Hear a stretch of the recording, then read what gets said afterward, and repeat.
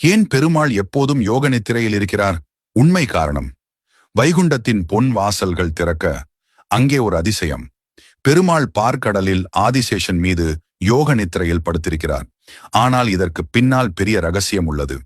பழங்காலத்தில் உலகம் கலியுகத்தில் சிதறப்போகும் என்று தெரிந்தபோது தேவதைகள் கேட்டனர், நாராயணா, தர்மத்தை யார் காப்பாற்றப் போகிறார்கள்? பெருமாள் அமைதியாக கண்களை மூடி ஆதிசேஷனிடம் பதில் சொன்னார். நான் விழித்தால் சாம்பல் நிறைந்த போர்கள் வரும். நான் தூங்கினால் தர்மம் மெதுவாக வளர்ச்சியடையும். அதனால் தான் பெருமாள் யோக நித்திரையில் இருப்பார். ஆனால் அவர் தூங்கவில்லை. உலகில் யாரெல்லாம் நன்மை செய்கிறார்கள், யார் தீமை செய்கிறார்கள், எல்லாம் அவருக்கு தெரியும். ஒரு நொடிக்கு கூட கண் திறந்தால் அந்த இடத்தில் அதிசயம் நடக்கும். ஒவ்வொரு தீமையும் உடைந்து போகும், ஒவ்வொரு நன்மைக்கும் சக்தி பெருகும். ஆகவே பக்தர்கள் நம்புகிறார்கள், நாம் செய்யும் சிறிய நல்ல செயல் கூட அவரின் நித்திரையில் ஒளி போல ஒலிக்கும். அதுவே தர்மத்தின் மறைந்த சக்தி.